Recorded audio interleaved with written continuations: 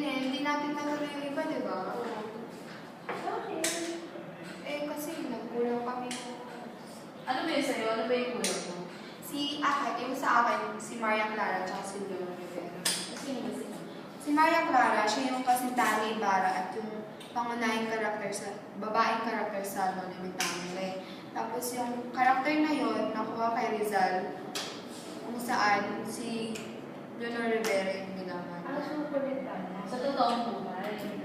Pero si Leonor Rivera, naging kasintahan naman ni Rizal ng higit 11 na taon.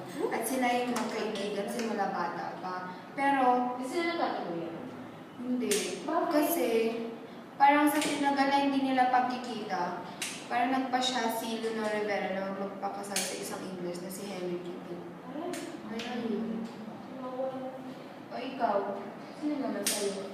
Sa akin yung Kalamba, dito ang lugar kung saan pinanganak sila sa Rizal nung labing siyam ng Hunyo ng 1861. Dito rin siya lumaki kasama yung mga 10 kapatid